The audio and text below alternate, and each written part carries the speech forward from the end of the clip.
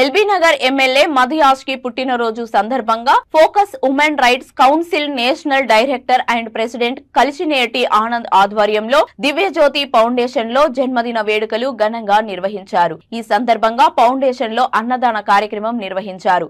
అనంతరం కలిసినేటి ఆనంద్ మాట్లాడుతూ పిల్లలకు ఏ అవసరం వచ్చినా తాను సహాయం చేయడానికి ముందుంటానని అన్నారు. ఈ కార్యక్రమంలో ఫోకస్ ఉమెన్ రైట్స్ కౌన్సిల్ సభ్యులు తదితరులు పాల్గొన్నారు. అయితే ఈరోజు మధుయాష్కి గౌడ్ మన నిజామాబాద్ ఆయన సారథి స్టార్టింగ్ నుంచి కాంగ్రెస్ లో ఉన్నాడు. కాంగ్రెస్ పార్టీకి సేవ చేసుకుంటూ వచ్చిండు. మొన్న ఎల్బీ నగర్ నుంచి ఎమ్మెల్యేగా పోటీ చేసిండు అనమాట. ఆ సార్ బర్త్డే ప్రోగ్రామ్ ఈరోజు మనం ఇక్కడ మీ పిల్లల మధ్యలో దివ్యజ్యోతి ఫౌండేషన్ మధ్యలో చేయాలన్న ఉద్దేశంతో ఈ సార్ మేమందరం కలిసి ఈరోజు ప్రోగ్రాం పెట్టుకున్నాం.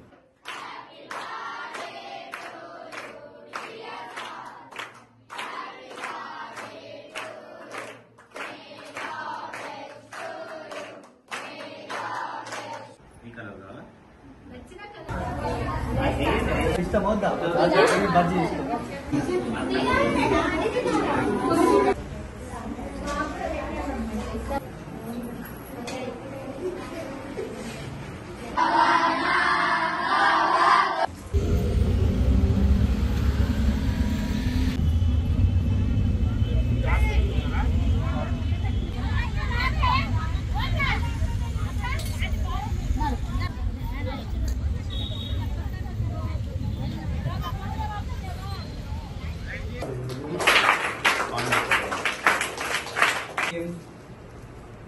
అయితే ఈరోజు మధుయాష్కి గౌడ్ మన నిజామాబాద్ ఆయన సారథి స్టార్టింగ్ నుంచి కాంగ్రెస్ లో ఉన్నాడు.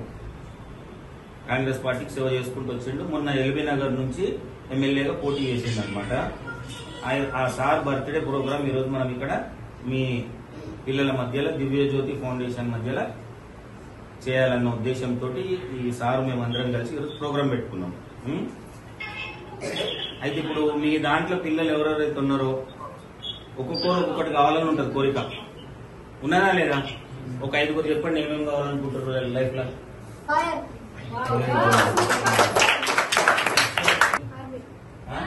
ఆర్మీ.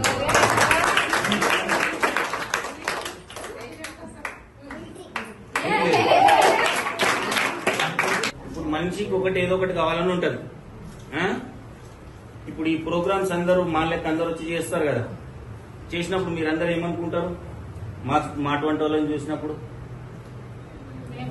నిజంగా సైంటిస్టులని మళ్ళీ మహిళా సంఘాలని ఇట్లా రకరకాలు వస్తుంటారు. వచ్చినప్పుడు వాళ్ళు ఏదైతే మీకు చెప్తుంటారో మీ లోపల కూడా మేము కూడా వీళ్ళ లెక్క ఒకటి కావాలన్నది బలమైన సంకల్పం అనేది మీ లోపల ఉండాలి. వాళ్ళు ఏదో మా ఆశ్రమానికి వచ్చిర్రు, ఫుడ్ పెట్టిర్రు, మేము అనాథ పిల్లలము, ఆర్ఫనేజ్, సెమీ ఆర్ఫన్స్ అన్నది మనసులోకి వెళ్ళి తీసేసేయాలి. వాళ్ళ లెక్క మనం ఎదగాలి.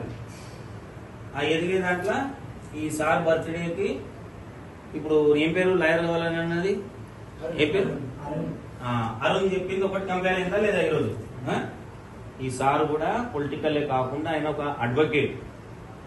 నిజామాబాద్ నుంచి మన ఇక్కడ హైదరాబాద్కి వచ్చి హైదరాబాద్ లో ఎడ్యుకేషన్ పూర్తి చేసుకుని నిజాం కళాశాలలో ఆయన ఎడ్యుకేషన్ అంతా పూర్తి చేసిన తర్వాత ఢిల్లీలో లా సెట్ మొత్తం కంప్లీట్ చేసి ఎల్ఎల్బి ఎల్ఎల్ఎం చేసి మళ్ళీ ఇంటర్నేషనల్ లో కూడా ఫ్రీ లీగల్ ఎయిడ్ అంటే ఇప్పుడు మనకు ఉచిత న్యాయ సలహా అంటాం కదా. ఫ్రీగా ఏదైనా గొడవ అయిందంటే దానికి ఎట్లా చేయాలి, అన్యాయం జరిగిందంటే దానికి ఎట్లా చేయాలి. ఈఆర్బి అడ్వకేట్ దగ్గర పోయినా కూడా సలహా ఇవ్వడానికి పోతే ఆడ బోర్డు రాసి ఉంటుంది 5 నుంచి 10,000 రూపాయలు. అది కూడా ఫ్రీ చెప్పేటోళ్ళు లేరు. కానీ ఈ సారు ఫ్రీగా ఇంటర్నేషనల్ అంటే బయట విదేశాల